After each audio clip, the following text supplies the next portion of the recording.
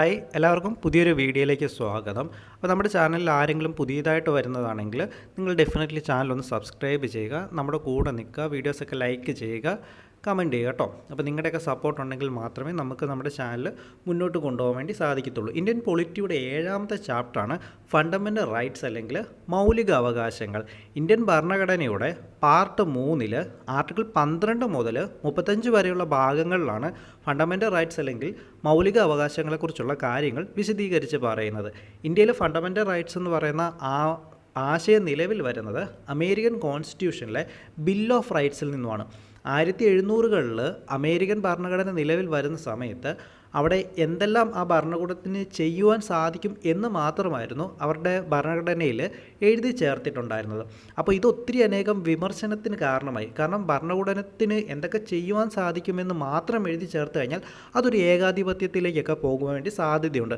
അപ്പോൾ എന്തൊക്കെ ഭരണകൂടത്തിന് ചെയ്യുവാൻ സാധിക്കില്ല എന്നുള്ള കാര്യങ്ങളുടെ എഴുതി ചേർക്കേണ്ടതായിട്ടുള്ള ആവശ്യമുണ്ട്. അപ്പോൾ ഇത് പരിഹരിക്കാൻ വേണ്ടി അമേരിക്കയിൽ നിലവിൽ വന്ന കുറച്ച് അമെൻമെൻറ്റുകളെയാണ് നമ്മൾ ബിൽ ഓഫ് റൈറ്റ്സ് എന്ന് വിളിക്കുന്നത്. അങ്ങനെയുള്ള ബിൽ ഓഫ് റൈറ്റ്സിലെ ആദ്യത്തെ 10 അമെൻമെൻറ്റുകളിൽ നിന്നുമാണ് ഇന്ത്യയുടെ ഫണ്ടമെൻ്റൽ റൈറ്റ്സ് എന്ന് പറയുന്ന ആശയം കടമെടുക്കുന്നത്. ഓക്കെ, ഇപ്പോൾ നമുക്കറിയാം ലോകത്തിലെ വിവിധ രാജ്യങ്ങളിൽ ഫണ്ടമെൻ്റൽ റൈറ്റ്സ് ഉണ്ടെന്നുള്ളത് നമുക്കറിയാം. ഓക്കെ, അപ്പം ലോകത്തിലെ ഈ എല്ലാ രാജ്യങ്ങളും ഒക്കെ ആയിട്ട് കമ്പയർ ചെയ്യുന്ന സമയത്ത് ലോകത്തിലെ ഏറ്റവും ഇലാബറേറ്റ് ചെയ്യപ്പെട്ട അല്ലെങ്കിൽ ഏറ്റവും വിശദീകരിച്ച മൗലിക അവകാശങ്ങളെക്കുറിച്ചൊക്കെ പറയുന്ന ഭരണഘടന എന്ന് പറയുന്നത് ഇന്ത്യൻ കോൺസ്റ്റിറ്റ്യൂഷനാണ്. ഓക്കെ, അത് മാത്രവുമല്ല ഇന്ത്യൻ ഭരണഘടനയുടെ പാർട്ട് 3 അറിയപ്പെടുന്നത് മാഗ്ന കാർട്ട ഓഫ് ഇന്ത്യ എന്നാണ്. ഓക്കെ, മാഗ്ന കാർട്ട നിങ്ങൾക്ക് അറിയാമല്ലോ, നിങ്ങളെല്ലാവരും പഠിക്കുന്നതാണ്. ഓക്കെ, 1215 ഇംഗ്ലണ്ടിൽ വന്ന കുറേയധികം അവകാശങ്ങളെയാണ് നമ്മൾ മാഗ്ന കാർട്ട എന്ന് വിളിക്കുന്നത്. ഓക്കെ, അപ്പം ഇന്ത്യൻ ഭരണഘടനയുടെ മാഗ്ന കാർട്ട എന്നറിയപ്പെടുന്നത് ഈ പാർട്ട് 3 ആണ്. ഓക്കെ, അപ്പോൾ ആ ഒരു കാര്യം നിങ്ങൾ ഓർത്ത് വെക്കുക. ഇന്ത്യൻ ഭരണഘടനയുടെ ഏത് ഭാഗമാണ് magna carta of the India എന്നറിയപ്പെടുന്നതെന്ന് ചോദിച്ചു കഴിഞ്ഞാൽ പാർട്ട് 3 അല്ലെങ്കിൽ ഫണ്ടമെൻ്റൽ റൈറ്റ്സ് അല്ലെങ്കിൽ മൗലിക അവകാശങ്ങളാണ്. ഓക്കെ, അത് മാത്രമല്ല ഫണ്ടമെൻ്റൽ റൈറ്റ്സിനെ കുറിച്ച് പറയുന്ന സമയത്ത് ഓർക്കുക, ഇന്ത്യയിലുള്ള ഏതൊരു വ്യക്തിക്കും, ഓക്കെ, ഈ ഒരു കാര്യം നിങ്ങൾ ഓർത്ത് വെക്കുക, ഇന്ത്യയിലുള്ള ഏതൊരു വ്യക്തിക്കും യാതൊരു തരത്തിലുള്ള ഡിസ്ക്രിമിനേഷനും ഇല്ലാതെ അല്ലെങ്കിൽ യാതൊരു തരത്തിലുള്ള വിവേചനവും ഇല്ലാതെ ഏതൊരു വ്യക്തിക്കും തുല്യമായി നൽകപ്പെടുന്ന ഒന്നാണ് ഇന്ത്യയിലെ മൗലിക അവകാശം എന്ന് പറയുന്നത്. ഓക്കെ, അപ്പോൾ ഞാൻ എടുത്തു പറഞ്ഞു ഇന്ത്യയിലുള്ള ഏതൊരു വ്യക്തിക്കും. അത് പറയാനുള്ള കാരണം എന്ന് പറഞ്ഞു കഴിഞ്ഞാൽ ഇന്ത്യ എന്ന രാജ്യത്തിനുള്ളിൽ നോക്കിക്കഴിഞ്ഞ് കഴിഞ്ഞാൽ ഇന്ത്യൻ പൗരന്മാർ മാത്രമായിരിക്കില്ല കാണുന്നത്. ഇനി കുറച്ച് ഫീവറും ചുമയൊക്കെ ഉണ്ട് കേട്ടോ, അതുകൊണ്ട് ആ പ്രശ്നങ്ങളൊക്കെ നിങ്ങളൊന്ന് ക്ഷമിക്കുക കേട്ടോ. അപ്പോൾ ഇന്ത്യ എന്ന രാജ്യം എടുക്കുന്ന സമയത്ത് ഇതിനകത്ത് ഇന്ത്യൻ പൗരന്മാർ മാത്രമായിരിക്കില്ല കാണുന്നത്, അതേസമയം തന്നെ വിദേശ പൗരന്മാരും കാണും. നമ്മുടെ ഫണ്ടമെൻ്റൽ റൈറ്റ്സിൽ എല്ലാ അവകാശങ്ങളും വിദേശ പൗരന്മാർക്ക് നൽകുവാനായിട്ട് സാധ്യമല്ല. ഓക്കെ, അപ്പോൾ ഫണ്ടമെൻ്റൽ റൈറ്റ്സ് എന്ന് പറയുന്നത് അതിലെ എല്ലാ അവകാശങ്ങളും ഇന്ത്യക്കാർക്ക് വേണ്ടി മാത്രമുള്ളതാണ്. അതിൽ ചില അവകാശങ്ങൾ മാത്രം വിദേശ പൗരന്മാർക്ക് നൽകുന്നുണ്ടെന്നുള്ളത് മാത്രം. ഓക്കെ, അപ്പോൾ ഞാൻ പറഞ്ഞു വന്നത് ഇന്ത്യയിലുള്ള അതായത് ഇന്ത്യൻ പൗരന്മാരായിട്ടുള്ള ഏതൊരു വ്യക്തിക്കും യാതൊരു വിവേചനവുമില്ലാതെ എല്ലാ വ്യക്തികൾക്കും തുല്യമായിട്ട് അനുവദിച്ചു കൊടുത്തിട്ടുള്ള ഒന്നാണ് ഇന്ത്യൻ ഭരണഘടനയിൽ ഫണ്ടമെൻ്റൽ റൈറ്റ്സ് എന്ന് പറയുന്നത്. ഓക്കെ, ഇത് എന്തിനാണെന്ന് വിചാരിച്ചു കഴിഞ്ഞാൽ ഓരോ വ്യക്തികളിലും ഇക്വാലിറ്റി അല്ലെങ്കിൽ സമത്വത്തെ ഇത് സൂചിപ്പിക്കുന്നു. അതുകൂടാതെ വ്യക്തികളുടെ ഡിഗ്നിറ്റി, അതുകൂടാതെ തന്നെ രാജ്യത്തിൻ്റെ യൂണിറ്റി, ഇതൊക്കെ ഇതിലൂടെ തന്നെ ഭരണഘടന സ്ഥാപിച്ചെടുക്കുന്നുണ്ട്. ഇതുകൂടാതെ നമ്മുടെ മൗലിക അവകാശങ്ങൾ വിവിധ തരത്തിലുള്ള ഡെമോക്രസികളുണ്ടെന്ന് നമുക്കറിയാം. എക്കണോമിക് ഡെമോക്രസി, സോഷ്യൽ ഡെമോക്രസി, അതുകൂടാതെ പൊളിറ്റിക്കൽ ഡെമോക്രസി.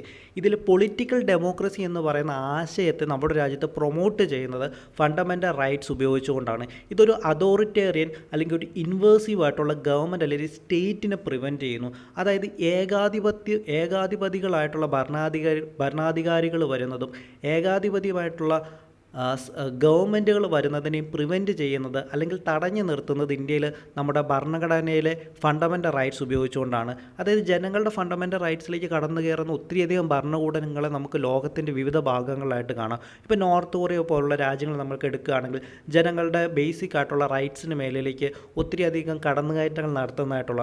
അപ്പോൾ അങ്ങനെയുള്ള കടന്നുകയറ്റങ്ങൾ നമ്മുടെ ഇന്ത്യൻ ജനതയുടെ മേലെ നടത്താതിരിക്കാൻ വേണ്ടി അങ്ങനെയുള്ള കടന്നുകയറ്റങ്ങളിൽ നിന്ന് നമ്മുടെ ജനതയെ രക്ഷിച്ചെടുക്കുന്നത് ഇന്ത്യയിൽ ഫണ്ടമെൻ്റൽ റൈറ്റ്സ് ഉപയോഗിച്ചുകൊണ്ടാണ്.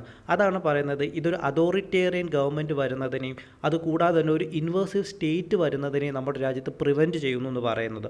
ഇത് കൂടാതെ തന്നെ ഇതിനെയൊക്കെ സംരക്ഷിക്കുന്നത്, നമ്മുടെ ഫണ്ടമെൻ്റൽ റൈറ്റ്സിനെ സംരക്ഷിക്കുന്നത് നമ്മുടെ കോൺസ്റ്റിറ്റ്യൂഷൻ തന്നെയാണ്. നമ്മുടെ കോൺസ്റ്റിറ്റ്യൂഷനാണ് നമ്മുടെ രാജ്യത്തെ fundamental law of the land എന്ന് പറയുന്നത്. Fundamental law of the land guarantee ചെയ്യുന്നതും പ്രൊട്ടക്റ്റ് ചെയ്യുന്നതും സംരക്ഷിച്ചു പോകുന്നതും ഉറപ്പ് നൽകുന്നതുമായിട്ടുള്ള ഒന്നാണ് ഇന്ത്യയിലെ ഫണ്ടമെൻ്റൽ റൈറ്റ്സ് അല്ലെങ്കിൽ മൗലിക അവകാശങ്ങൾ എന്ന് പറയുന്നത്. ഇന്ത്യൻ ഭരണഘടന നിലവിൽ വന്ന സമയത്ത് യഥാർത്ഥത്തിൽ 7 ഫണ്ടമെൻ്റൽ റൈറ്റ്സ് അല്ലെങ്കിൽ 7 മൗലിക അവകാശങ്ങൾ ഉണ്ടായിരുന്നു. ഇന്ന് നിലവിൽ അത് 6 ഫണ്ടമെൻ്റൽ റൈറ്റ്സ് മാത്രമേ നിലവിലുള്ളൂ. 1978 ഇന്ത്യൻ ഭരണഘടനയിൽ 44ാമത് കോൺസ്റ്റിറ്റ്യൂഷൻ അമെൻമെൻറ്റ് വരുന്നതോടുകൂടി ഇന്ത്യൻ ഭരണഘടനയിൽ നമുക്ക് അനുവദിച്ച് നൽകിയിരുന്ന ആർട്ടിക്കിൾ 31 പ്രകാരം റൈറ്റ് ടു പ്രോപ്പർട്ടി നമുക്ക് നിലവിലുണ്ടായിരുന്നു. ഈ റൈറ്റ് ടു പ്രോപ്പർട്ടി അല്ലെങ്കിൽ നമുക്ക് സ്വത്തവകാശം ഉണ്ടായിരുന്നത് ഇന്ത്യൻ ഭരണഘടനയുടെ 44ാമത് കോൺസ്റ്റിറ്റ്യൂഷൻ അമെൻമെൻറ്റ് 1978 വരുന്നതോടുകൂടി ഇതിനൊരു മൗലിക അവകാശങ്ങളിൽ നിന്നും ഒരു നിയമപരമായിട്ടുള്ള അവകാശം അല്ലെങ്കിൽ ലീഗൽ റൈറ്റായിട്ട് മാത്രം അതിനെ എടുത്ത് മാറ്റുന്നുണ്ട്. അതോടുകൂടി ആർട്ടിക്കിൾ 31 ഉണ്ടായിരുന്ന ഫണ്ടമെൻ്റൽ റൈറ്റ്സ് ആയിട്ട് ഉണ്ടായിരുന്ന റൈറ്റ് ടു പ്രോപ്പർട്ടി പിന്നീട് ആർട്ടിക്കിൾ 300A പാർട്ട് 12 ഒരു നിയമപരമായിട്ടുള്ള അവകാശം മാത്രമായിട്ട് ഇതോടുകൂടി മാറുകയാണ് ചെയ്യുന്നത്. കേട്ടല്ലോ. അപ്പോൾ ഇത് നിങ്ങൾ പഠിക്കുക. എനിക്ക് ആക്ച്വലി ശ്വാസം മുട്ടലുണ്ട്, അതുകൊണ്ട് തന്നെ സംസാരിക്കുന്ന സമയത്ത് ഇച്ചിരി പ്രശ്നങ്ങളുണ്ട്. അത് നിങ്ങൾ ക്ഷമിക്കുക കേട്ടോ. ഇന്ത്യൻ ഭരണഘടന നിലവിൽ വന്ന സമയത്ത് നമ്മൾ പറഞ്ഞു 7 ഫണ്ടമെൻ്റൽ റൈറ്റ്സുകളായിരുന്നു ഉണ്ടായിരുന്നതെന്ന് പറഞ്ഞു. ഏതൊക്കെയായിരുന്നു 7 ഫണ്ടമെൻ്റൽ റൈറ്റ്സ് എന്ന് പറയുന്നത്? 1 റൈറ്റ് ടു ഇക്വാലിറ്റി, ആർട്ടിക്കിൾ 14 മുതൽ ആർട്ടിക്കിൾ 18 വരെ നൽകുന്ന റൈറ്റ് ടു ഇക്വാലിറ്റി. അപ്പോൾ നമ്മൾ തുടക്കത്തിലേ പറഞ്ഞു ഇന്ത്യൻ ഭരണഘടനയുടെ ആർട്ടിക്കിൾ 12 മുതൽ 35 വരെയുള്ള ഭാഗങ്ങളാണ് ഫണ്ടമെൻ്റൽ റൈറ്റ്സിനെ കുറിച്ച് പറയുന്നത്. അപ്പോൾ 12, 13 എവിടെ പോയി? അതിൽ 12 എന്ന് പറയുന്നത് സ്റ്റേറ്റ് എന്നുള്ളതിൻ്റെ ഡെഫിനിഷനാണ്. ആർട്ടിക്കിൾ 13 എന്ന് പറയുന്നത് എന്താണ് ലോ എന്നുള്ളതിനെ പറഞ്ഞു വെക്കുന്നതാണ്. അതുകൂടാതെ തന്നെ ഫണ്ടമെൻ്റൽ റൈറ്റ്സിനെ വയലേറ്റ് ചെയ്യുന്ന ഏതൊരു നിയമവും ഇൻവാലിഡ് ആയിരിക്കുമെന്ന് പറയുന്ന ആർട്ടിക്കിളാണ് ആർട്ടിക്കിൾ 13 എന്ന് പറയുന്നത്. നമുക്ക് മുന്നോട്ട് പോകുന്ന സമയത്ത് അത് നമുക്ക് ഡീറ്റെയിൽ ആയിട്ട് പഠിക്കാം. ഓക്കെ. അപ്പോൾ ഇന്ത്യൻ ഭരണഘടന നിലവിൽ വരുന്ന സമയത്ത് 7 ഫണ്ടമെൻ്റൽ റൈറ്റ്സുകളായിരുന്നു ഉണ്ടായിരുന്നുള്ളതെന്ന് നമ്മൾ പറഞ്ഞു. ഓക്കെ. ഏതൊക്കെയാണ് 7 ഫണ്ടമെൻ്റൽ റൈറ്റ്സ്? ഒന്നാമതായിട്ടുള്ളതാണ് റൈറ്റ് ടു ഇക്വാലിറ്റി. ഇന്ത്യൻ ഭരണഘടനയുടെ ആർട്ടിക്കിൾ 14 മുതൽ ഇന്ത്യൻ ഭരണഘടനയുടെ ആർട്ടിക്കിൾ 14 മുതൽ 18 വരെയുള്ള ഭാഗങ്ങളാണ് റൈറ്റ് ടു ഇക്വാലിറ്റി അല്ലെങ്കിൽ സമത്വത്തിനുള്ള അവകാശങ്ങളെക്കുറിച്ച് പറയുന്നത്. ഇന്ത്യൻ ഭരണഘടനയുടെ രണ്ടാമത് പറയുന്നത് ഫണ്ടമെൻ്റൽ റൈറ്റ്സിൽ നമ്മൾ രണ്ടാമത് പറയുന്നത് റൈറ്റ് ടു ഫ്രീഡമാണ്. ആർട്ടിക്കിൾ 19 മുതൽ 22 വരെയുള്ള ഭാഗങ്ങളിലാണ് റൈറ്റ് ടു ഫ്രീഡം അല്ലെ സ്വാതന്ത്ര്യത്തിനുള്ള അവകാശങ്ങളെക്കുറിച്ച് പറയുന്നത്. മൂന്നാമതായിട്ട് പറയുന്നത് റൈറ്റ് അഗെയിൻസ്റ്റ് എക്സ്പ്ലോയിറ്റേഷനാണ്. അത് ചൂഷണത്തിനെതിരെയുള്ള അവകാശങ്ങളാണ്. അത് ഇന്ത്യൻ ഭരണഘടനയുടെ ആർട്ടിക്കിൾ 23 24 പറയുന്നു.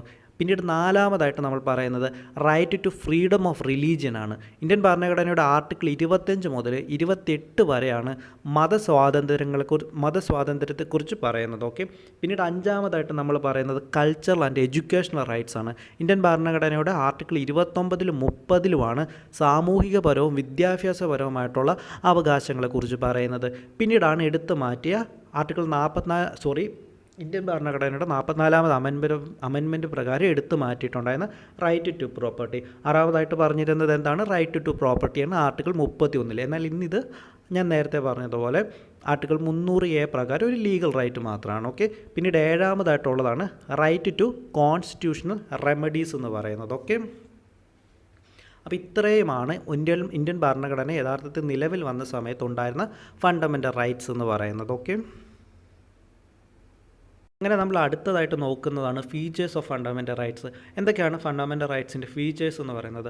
ഫണ്ടമെൻ്റൽ റൈറ്റ്സ് എന്ന് പറയുന്നത് ജസ്റ്റിഷ്യബിൾ ആണ്. എന്താണ് ജസ്റ്റിഷ്യബിൾ എന്ന് പറയുന്നത്?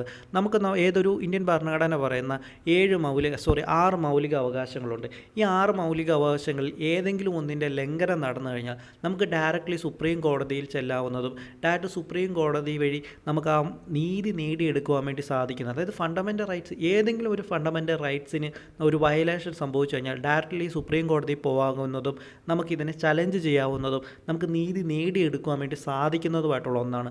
അതുകൊണ്ടാണ് ഫണ്ടമെൻ്റൽ റൈറ്റ്സ് ആർ ജസ്റ്റിസിബിൾ എന്ന് പറയുന്നത്. നമ്മൾ DPSP പഠിക്കുന്ന സമയത്ത് പറഞ്ഞു, DPSPയിൽ അല്ലെങ്കിൽ ഇന്ത്യൻ ഭരണഘടനയുടെ പാർട്ട് 4 പറയുന്ന കാര്യങ്ങൾക്ക് ഏതെങ്കിലും ഒരു ലംഘനം വന്നു കഴിഞ്ഞാൽ നമുക്ക് സുപ്രീം കോടതിയിലോ നമുക്ക് എവിടെയും പോകാൻ വേണ്ടിയോ അത് നമുക്ക് നേടിയെടുക്കുവാൻ വേണ്ടിയോ സാധിക്കുന്ന ഒന്നല്ല. എന്നാൽ പാർട്ട് 3 പറയുന്ന മൗലിക അവകാശങ്ങൾ അതുപോലെയല്ല.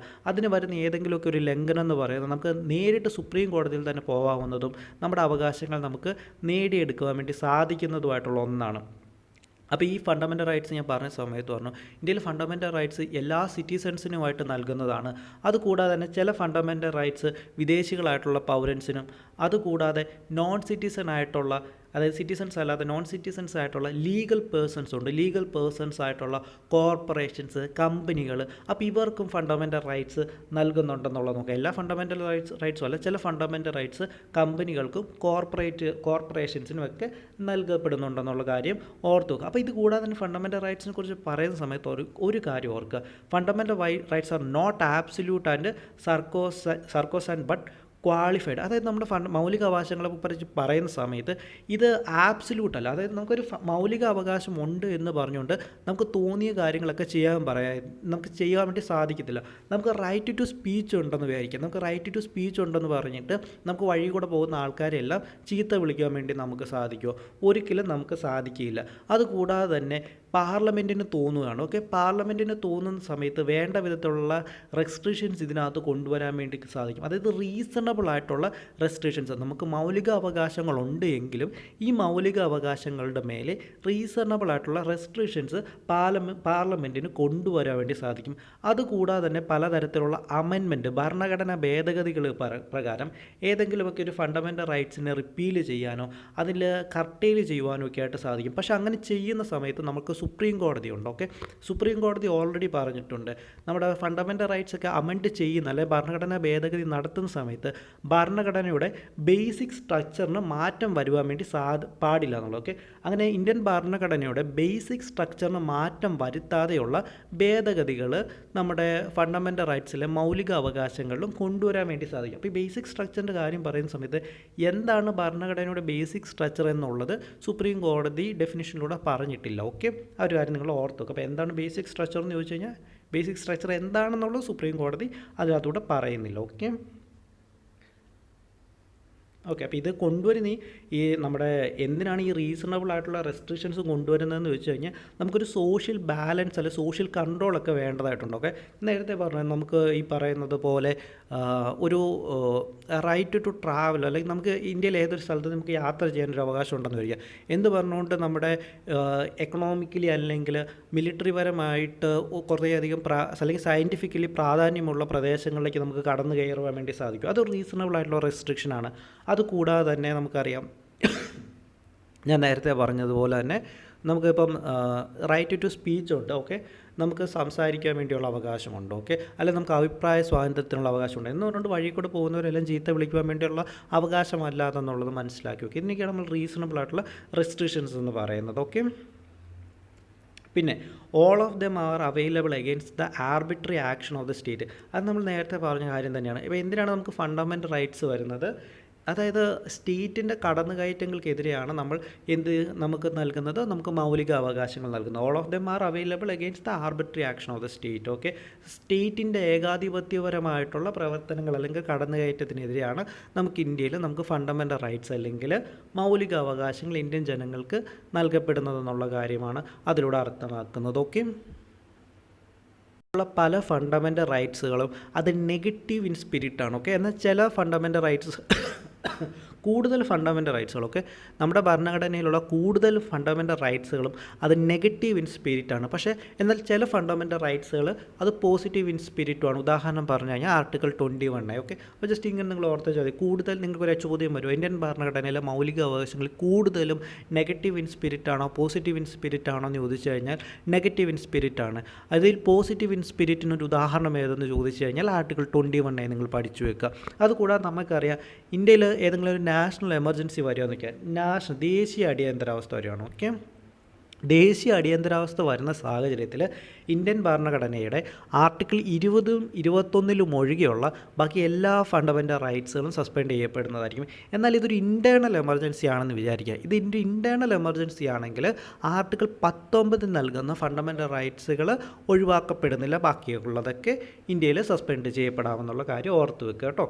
ഇന്ത്യയിലൊരു ദേശീയ അടിയന്തരാവസ്ഥ വരുന്ന സമയത്ത് ആർട്ടിക്കിൾ 20-ഉം 21-ഉം ഒഴികെയുള്ള ബാക്കി എല്ലാ ഫണ്ടമെൻ്റൽ റൈറ്റ്സുകൾ സസ്പെൻഡ് ചെയ്യപ്പെടുകയും എന്നാൽ ഇന്ത്യയിലൊരു ഇൻറ്റേർണൽ എമർജൻസി അതായത് ഒരു ആംഡ് റെബല്യൻ അല്ലെങ്കിൽ അങ്ങനെയുള്ള കലാപങ്ങൾ ഇന്ത്യയിൽ വരുന്ന കാരണം ഇന്ത്യക്കകത്തുള്ള പ്രശ്നങ്ങൾ കാരണമാണ് ഇന്ത്യയിൽ ഒരു അടിയന്തരാവസ്ഥ പ്രഖ്യാപിക്കുന്നതെങ്കിൽ ആർട്ടിക്കിൾ 19 പ്രകാരമുള്ള മൗലികാവകാശങ്ങൾ അവിടെ നിൽക്കുകയും ബാക്കിയുള്ളതെല്ലാം സസ്പെൻഡ് ചെയ്യപ്പെടുകയും ചെയ്യുന്നു. ഇത് നമുക്ക് നാഷണൽ എമർജൻസി പഠിക്കുന്ന സമയത്ത് നമുക്കിത് ഡീറ്റെയിൽ ആയിട്ട് പഠിക്കാം കേട്ടല്ലോ.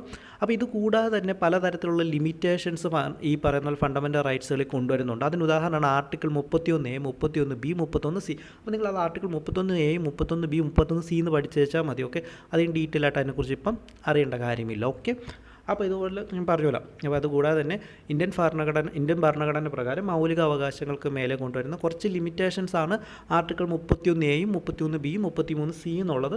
ജസ്റ്റ് നിങ്ങളൊന്ന് ഓർത്ത് വെക്കുക. ഇതുകൂടാതെ ആർട്ടിക്കിൾ 33 പറഞ്ഞു വെക്കുന്ന ചില കാര്യങ്ങളുണ്ട്. ഓക്കെ, അതായത് ഇന്ത്യയിലുള്ള ആംഡ് ഫോഴ്സസ്, പാരാമിലിറ്ററി ഫോഴ്സസ്, അതുകൂടാതെ പോലീസ് ഫോഴ്സസ്, ഇൻ്റലിജൻസ് ഏജൻസീസ്. അപ്പോൾ ഇങ്ങനെയൊക്കെ ഇതിലൊക്കെ ജോലി ചെയ്യുന്ന വ്യക്തികൾക്ക് അവർക്ക് ഫണ്ടമെൻ്റൽ റൈറ്റ്സ് ഈ പറയുന്നത് പോലെ നിഷേധിക്കപ്പെടുവാനുള്ള അല്ലെങ്കിൽ അവർക്ക് എല്ലാ ഫണ്ടമെൻ്റൽ റൈറ്റ്സും ഒക്കെ നൽകാതിരിക്കാനുള്ള അവകാശം പാർലമെൻറ്റിന്, അത് അവരുടെ ജോലിയുടെ ഭാഗമായിട്ടാണ്. ഓക്കെ, അപ്പോൾ ഏതൊക്കെയാണ്? Application of fundamental rights to the members of armed forces, paramilitary forces, police forces, intelligent agencies and analogue service can be restricted. Okay, അതായത് ഇവർക്ക് നൽകുന്ന ഈ പറഞ്ഞ ഏജൻസികൾക്ക് നൽകുന്ന മൗലിക അവകാശങ്ങൾ അല്ലെങ്കിൽ ഫണ്ടമെൻ്റൽ റൈറ്റ്സ് പാർലമെൻറ്റിന് റെസ്ട്രിക്റ്റ് ചെയ്യുവാൻ വേണ്ടി സാധിക്കുമെന്ന് പറഞ്ഞു വെക്കുന്ന ആർട്ടിക്കിളാണ് ഇന്ത്യൻ ഭരണഘടനയുടെ ആർട്ടിക്കിൾ 33 എന്ന് പറയുന്നത്. ഇത് കൂടാതെ തന്നെ ആർട്ടിക്കിൾ 34 ഉണ്ട്. ഓക്കെ, ആർട്ടിക്കിൾ 34 പറയുന്ന ഇതാണ്. നമ്മുടെ നാട്ടിൽ പട്ടാള ഭരണം വരുവാണ്. പട്ടാള ഭരണം വരുന്ന സമയത്ത് നമ്മുടെ അടിയന്തരാവസ്ഥ പ്രഖ്യാപിക്കുന്നത് പോലെ തന്നെ ഇന്ത്യയിൽ പട്ടാള ഭരണം അല്ലെങ്കിൽ മിലിറ്ററി ആക്ഷൻസ് വരുന്ന അല്ലെങ്കിൽ മാർഷ്യൽ ലോ വരുന്ന സമയത്ത് ഫണ്ടമെൻ്റൽ റൈറ്റ്സ് അല്ലെങ്കിൽ മൗലിക അവകാശങ്ങളിലൊക്കെ നിയന്ത്രണങ്ങൾ കൊണ്ടുവരുമെന്ന് പറയുന്ന ആർട്ടിക്കിളാണ് ഇന്ത്യൻ ഭരണഘടനയുടെ ആർട്ടിക്കിൾ 34 പറഞ്ഞു വെക്കുന്നത്. ഓക്കെ, അപ്പോൾ ഇത്രയാണ് നമ്മുടെ ഫണ്ടമെൻ്റൽ റൈറ്റ്സിൻ്റെ ഫീച്ചേഴ്സുകൾ നമുക്ക് പഠിക്കുവാനായിട്ട് ഉള്ളത്. ഓക്കെ, അടുത്തതായിട്ട് നമുക്ക് ഇതുമായിട്ട് ബന്ധപ്പെട്ട ആർട്ടിക്കിൾസ് നോക്കാം. ആർട്ടിക്കിൾ 12 മുതൽ 35 വരെയുള്ള ആർട്ടിക്കിൾസ് നമുക്ക് ഡീറ്റെയിൽ ആയിട്ട് നോക്കാം. ഇന്ത്യയുടെ ഫണ്ടമെൻ്റൽ റൈറ്റ്സ് ഈ പറയുന്ന ഓരോ ആർട്ടിക്കിൾസ് എന്തൊക്കെയാണ്, അതെന്തെല്ലാമാണ് പറഞ്ഞു വെക്കുന്നത് എന്നുള്ളത് ഇനി നമുക്ക് ഡീറ്റെയിൽ ആയിട്ട് നോക്കാം. അപ്പോൾ അതിനു മുന്നേ ഇതിനകത്ത് ആർട്ടിക്കിൾ 12ഉം 13 ഞാൻ ഓൾറെഡി ഒരു വീഡിയോ ചെയ്തിട്ടുണ്ട്. അപ്പോൾ അത് തന്നെ ഞാൻ ഈ വീഡിയോയുടെ ഇതിന് ശേഷം ഞാൻ ആഡ് ചെയ്ത് വെക്കാം. ഓക്കെ, അപ്പോൾ ഈ വീഡിയോയുടെ ബാക്കിയായിട്ട് നേരത്തെ ചെയ്തിട്ടുള്ള ആർട്ടിക്കിൾ 12ഉം 13ഉം സെയിം വീഡിയോ തന്നെ ഞാൻ ആഡ് ചെയ്ത് വെക്കാം. ബിക്കോസ് അത് തന്നെ അതിനകത്ത് ഞാൻ ഓൾറെഡി ഡീറ്റെയിൽ ആയിട്ട് അത് എക്സ്പ്ലെയിൻ ചെയ്യുന്നുണ്ട്. സോ അത് മാത്രം നിങ്ങൾ കണ്ടാൽ മതി. ഓക്കെ, സോ ഇതിൻ്റെ ബാക്കിയായിട്ട് ആ 2 വീഡിയോകൾ നിങ്ങൾ തുടർന്ന് കാണുക കേട്ടോ. ഇന്ത്യൻ ഭരണഘടനയുടെ പാർട്ട് 3 ആർട്ടിക്കിൾ 12 മുതൽ 35 വരെയുള്ള ഭാഗങ്ങൾ പറയുന്നത് ഫണ്ടമെൻ്റൽ റൈറ്റ്സിനെ കുറിച്ചാണ്. നമുക്ക് ഈ ഫണ്ടമെൻ്റൽ റൈറ്റ്സ് ക്ലെയിം ചെയ്യാൻ സാധിക്കുന്നത് സ്റ്റേറ്റിന് എഗെയിൻസ്റ്റ് മാത്രമാണ്. അപ്പോൾ അങ്ങനെ വരുന്ന സമയത്ത് ആർട്ടിക്കിൾ 12 പറയുന്നത് എന്താണ് സ്റ്റേറ്റ് എന്നുള്ളതിൻ്റെ ഡെഫിനിഷനാണ് ആർട്ടിക്കിൾ 12 പറയുന്നത്. അപ്പോൾ ഇതിനകത്തൊരു കാര്യം ഓർക്കുക, ആർട്ടിക്കിൾ 12 പറയുന്ന സ്റ്റേറ്റിൻ്റെ ഡെഫിനിഷൻ എന്ന് പറയുന്നത് ഇന്ത്യൻ ഭരണഘടനയുടെ പാർട്ട് 3ലും പാർട്ട് 4ലും ഉള്ള കാര്യങ്ങളിൽ സ്റ്റേറ്റ് എന്നുള്ളതിൻ്റെ നിർവചനമാണ് ആർട്ടിക്കിൾ 12 പറയുന്നത്. ഓക്കെ, അതായത് ഇന്ത്യൻ ഭരണഘടനയുടെ പാർട്ട് 3ലും പാർട്ട് 4ലും ഉള്ള സ്റ്റേറ്റ് എന്നുള്ളതുകൊണ്ട് അർത്ഥമാക്കുന്നതാണ് ആർട്ടിക്കിൾ 12 പറയുന്നത്. ഓക്കെ, അപ്രകാരം ആർട്ടിക്കിൾ 12-നകത്ത് സ്റ്റേറ്റ് എന്നുള്ളതിനകത്ത് വരുന്നത് 4 കാര്യങ്ങളാണ്. ഒന്നാമതായിട്ട് വരുന്നത് the government and parliament of India, അതായത് നമ്മുടെ ഇന്ത്യ ഗവൺമെൻറ്റിൻ്റെ ലെജിസ്ലേച്ചർ ആൻഡ് എക്സിക്യൂട്ടീവ് വിങ്സിനെയാണ് ഒന്നാമതായിട്ട് പറയുന്നത്. രണ്ടാമതായിട്ട് പറയുന്നത് the government and legislature of state, സംസ്ഥാനങ്ങളുടെ ലെജിസ്ലേറ്റീവ് ആൻഡ് എക്സിക്യൂട്ടീവ് ഓർഗൻസിനെയാണ് രണ്ടാമതായിട്ട് നമ്മൾ പറയുന്നത്. മൂന്നാമതായിട്ടുള്ളതാണ് ലോക്കൽ അതോറിറ്റീസ്. എന്ന് പറഞ്ഞു കഴിഞ്ഞാൽ നമ്മുടെ മുനിസിപ്പാലിറ്റികളുണ്ട്, പഞ്ചായത്തുകളുണ്ട്. അപ്പോൾ ഇങ്ങനെയുള്ള കാര്യങ്ങളാണ് നമ്മൾ ലോക്കൽ അതോറിറ്റീസ് എന്ന് പറയുന്നത്. നാലാമതായിട്ടുള്ളതാണ് അതർ അതോറിറ്റീസ്. അതർ അതോറിറ്റീസിനകത്ത് എന്തൊക്കെയാണ് വരുന്നത്? അതർ അതോറിറ്റീസ് എന്ന് പറയുന്നത് ഇതിനെക്കുറിച്ച് വളരെ ഒത്തിരിയധികം കേസുകളും അതിൻ്റെ സുപ്രീം കോടതിയുടെ ജഡ്ജ്മെൻറ്റുകളൊക്കെ ഉണ്ട് കേട്ടോ. അത് വളരെ സിമ്പിളായിട്ട് അതർ അതോറിറ്റീസ് എന്നുള്ളത് നമുക്ക് ഇങ്ങനെ പറയാം: സ്വന്തമായിട്ട് നിയമങ്ങൾ ഉണ്ടാക്കുവാനും അത് അഡ്മിനിസ്റ്റർ ചെയ്യുവാനും അത് ഡിസൊബീഡിയൻസ് ചെയ്യുന്ന സാഹചര്യത്തിൽ പണിഷ് ചെയ്യാൻ പവറുള്ള ഏതൊരു ഓർഗനെയും നമുക്ക് അതർ അതോറിറ്റീസ് എന്ന് വിളിക്കാം. ഇത് കൂടാതെ തന്നെ സ്റ്റേറ്റിൻ്റെ ഇൻസ്ട്രുമെൻ്റായിട്ട് വർക്ക് ചെയ്യുന്ന പ്രൈവറ്റ് ആയിട്ടുള്ള ഏജൻസികളെയും നമുക്ക് എന്തെന്ന് വിളിക്കാം, നമുക്ക് അതർ അതോറിറ്റീസ് എന്ന് വിളിക്കാം. അപ്പോൾ ഈ അതർ അതോറിറ്റീസിന് ഉദാഹരണം പറയുകയാണെങ്കിൽ നമുക്ക് യൂണിവേഴ്സിറ്റീസ് പറയാം, LIC പറയാം, ONGC പറയാം. ഇതൊക്കെ അതർ അതോറിറ്റീസിനകത്ത് വരും. അപ്പം ഈ 4 കാര്യങ്ങളെയാണ് ആർട്ടിക്കിൾ 12 പ്രകാരമുള്ള സ്റ്റേറ്റ് എന്നുള്ളതിനകത്ത് നമ്മൾ അർത്ഥമാക്കുന്നത്. അപ്പോൾ ഈ 4 കാര്യങ്ങൾക്കെതിരെ ഈ 4 കാര്യങ്ങൾക്ക് എഗെയിൻസ്റ്റ് ആയിട്ട് മാത്രമാണ് നമുക്ക് ഫണ്ടമെൻ്റൽ റൈറ്റ്സ് ക്ലെയിം ചെയ്യാൻ വേണ്ടി സാധിക്കുക. ഓക്കെ, അപ്പോൾ ആർട്ടിക്കിൾ 12 എന്താണ്? സ്റ്റേറ്റ് എന്നുള്ളതിൻ്റെ ഡെഫിനിഷനാണ്. നമുക്ക് ഫണ്ടമെൻ്റൽ റൈറ്റ്സ് ക്ലെയിം ചെയ്യാൻ സാധിക്കുക സ്റ്റേറ്റിനെതിരെ മാത്രമാണ്. അതിൽ ആ സ്റ്റേറ്റിൻ്റെ ഡെഫിനിഷനാണ് ആർട്ടിക്കിൾ 12 കൊണ്ട് അർത്ഥമാക്കുന്നത്. ഓക്കെ, ഇന്ത്യൻ ഭരണഘടനയുടെ ആർട്ടിക്കിൾ 13 പറയുന്നത് ഇതാണ്. Article 13 of the Indian constitution declares that all laws that are inconsistent with or in derogation of any fundamental right shall be void. അതായത് ഇന്ത്യയിലുള്ള ഏതൊരു നിയമവും ഇന്ത്യയിലുള്ള ഏതൊരു നിയമവും ഫണ്ടമെൻ്റൽ റൈറ്റ്സ് അല്ലെങ്കിൽ മൗലിക അവകാശങ്ങൾക്ക് എതിരെ നിൽക്കുന്നതാണെങ്കിൽ ആ നിയമങ്ങൾ അസാധുവായിരിക്കും എന്ന് പറയുന്ന ആർട്ടിക്കിളാണ് ഇന്ത്യൻ ഭരണഘടനയുടെ ആർട്ടിക്കിൾ 13 എന്ന് പറയുന്നത്. ആ സമയം നമുക്ക് നിയമം അല്ലെങ്കിൽ ലോ എന്നതുകൊണ്ട് ഇതിൽ അർത്ഥമാക്കുന്നത് എന്തെന്നുള്ളത് പഠിക്കണം. നിയമപരമായിട്ടുള്ള സാധുതകളുള്ള എന്തിനേയും നമുക്ക് നിയമമെന്ന് പറയാം. അതിന് ഉദാഹരണമായിട്ട് നമുക്ക് പാർലമെൻറ്റ് പാസ്സാക്കുന്ന നിയമങ്ങളുണ്ട്. അതുകൂടാതെ ഗവർണർ, പ്രസിഡൻറ്റ് ഇവർ പാസ്സാക്കുന്ന ഓർഡിനൻസുകളുണ്ട്. അല്ലെങ്കിൽ നമ്മുടെ പഞ്ചായത്ത് പാസ്സാക്കുന്ന ബൈലോകളുണ്ട്. അതുമാത്രവുമല്ല, നമുക്ക് കസ്റ്റംസ് ഉണ്ട്. കസ്റ്റംസ് എന്ന് പറഞ്ഞാൽ അറിയാം, നമ്മുടെ ആചാരങ്ങൾ. അപ്പം ഇതിനെല്ലാം നമുക്ക് നിയമത്തിൻ്റെ ഡെഫിനേഷനുള്ളിൽ കൊണ്ടുവരാൻ സാധിക്കുന്നതാണ്. അതായത് Indian constitution defines law as any legislation that has legal effect in India. This include ordinances, orders, bylaws, rules, regulations, notifications, കൂടാതെ കസ്റ്റംസ്. ഓക്കെ, അപ്പോൾ ഇങ്ങനെയുള്ള സാഹചര്യത്തിൽ ഇതിലേതെങ്കിലും ഒന്ന് നമ്മുടെ മൗലിക അവകാശങ്ങൾ അല്ലെങ്കിൽ ഫണ്ടമെൻ്റൽ റൈറ്റ്സിന് എതിരെയാണെങ്കിൽ ജുഡീഷ്യൽ റിവ്യൂ വഴി നമുക്കിത് മൗലിക അവകാശങ്ങൾക്കെതിരെയാണെന്നും ഇതിനെ അസാധുവാണെന്നും സ്ഥാപിച്ചെടുക്കാൻ വേണ്ടി സാധിക്കുന്നതാണ്. അങ്ങനെയുള്ള സാഹചര്യങ്ങളിൽ സുപ്രീം കോടതികൾ ആർട്ടിക്കിൾ 32 പ്രകാരവും ഹൈക്കോടതികൾ ആർട്ടിക്കിൾ 226 പ്രകാരവും ജുഡീഷ്യൽ റിവ്യൂ നടത്തുകയും ഇതിലേതെങ്കിലും ഒന്ന് ഫണ്ടമെൻ്റൽ റൈറ്റ്സിനെതിരെയാണെങ്കിൽ അതിനെ അസാധുവാക്കുകയും ചെയ്യും. ഇന്ത്യൻ ഭരണഘടനയുടെ ഒറിജിനൽ കോൺസ്റ്റിറ്റ്യൂഷനിൽ പറയുന്നത്, എന്നാൽ കോൺസ്റ്റിറ്റ്യൂഷൻ അമെൻമെൻറ്റുകൾ അല്ലെ ഭരണഘടനാ ഭേദഗതികൾ ഇങ്ങനെ ചലഞ്ച് ചെയ്യാൻ വേണ്ടി സാധിക്കുകയില്ല എന്നാണ്. Okay, further the articles declares that a constitution amendment cannot be challenged as it is not a law. ഇതൊരു നിയമമല്ലാത്തത് കൊണ്ട് കോൺസ്റ്റിറ്റ്യൂഷൻ അമെൻമെൻറ്റുകളെ ചലഞ്ച് ചെയ്യാൻ സാധിക്കുകയില്ല എന്നാണ് നമ്മുടെ ഒറിജിനൽ കോൺസ്റ്റിറ്റ്യൂഷനിൽ പറയുന്നത്. എന്നാൽ 1973 കേശവാനന്ദ ഭാരതി കേസിൽ സുപ്രീം കോടതി ഇങ്ങനെ പറയുന്നു, ഏതെങ്കിലും ഒരു കോൺസ്റ്റിറ്റ്യൂഷണൽ അമെൻമെൻറ്റ് അല്ലെങ്കിൽ ഭരണഘടനാ ഭേദഗതി അത് ഫണ്ടമെൻ്റൽ റൈറ്റ്സിനെ വയലേറ്റ് ചെയ്യുന്നുണ്ടെങ്കിൽ അങ്ങനെയുള്ള സാഹചര്യങ്ങളിൽ കോടതികൾക്ക് അതിലിടപെടാമെന്നും അങ്ങനെ ഒരു വയലേഷൻ ഉണ്ടെങ്കിൽ അതിനെ അസാധുവാക്കാൻ വേണ്ടി സാധിക്കുമെന്നും സാധിക്കുമെന്നും 1973 കേശവാനന്ദ ഭാരതി കേസിലൂടെ സുപ്രീം കോടതി പറഞ്ഞു വെക്കുന്നു. ഓക്കെ, അപ്പോൾ ഇതാണ് ഇന്ത്യൻ ഭരണഘടനയുടെ ആർട്ടിക്കിൾ 13. ഇത് ഫണ്ടമെൻ്റൽ റൈറ്റ്സിനകത്ത് വരുന്നതാണ് കേട്ടോ. അപ്പോൾ നിങ്ങൾ പഠിച്ചു വെക്കുക, സുപ്രീം കോടതി ഏത് ആർട്ടിക്കിൾ പ്രകാരമാണ് നമ്മുടെ ജുഡീഷ്യൽ റിവ്യൂ ചെയ്യുന്നത്, ഹൈക്കോടതി ഏത് ആർട്ടിക്കിൾ പ്രകാരമാണ് ജുഡീഷ്യൽ റിവ്യൂ ചെയ്യുന്നത്. ഇതൊക്കെ വളരെ ഇമ്പോർട്ടൻ്റ് ആയിട്ടുള്ള കാര്യങ്ങളാണ്. ഓക്കെ, അപ്പോൾ ഇത് നിങ്ങൾ പഠിച്ചു വെക്കുക കേട്ടോ. അപ്പോൾ ഞാൻ നേരത്തെ കഴിഞ്ഞ ക്ലാസ്സുകളിൽ പറഞ്ഞ പോലെ തന്നെ എനിക്ക് നല്ല ഫീവറാണ്, ശ്വാസം മുട്ടലൊക്കെ ഉണ്ട്. അപ്പോൾ അതിൻ്റേതായിട്ടുള്ള പോരായ്മകൾ വീഡിയോയിൽ ഉണ്ടെന്നുള്ളത് എനിക്കറിയാം.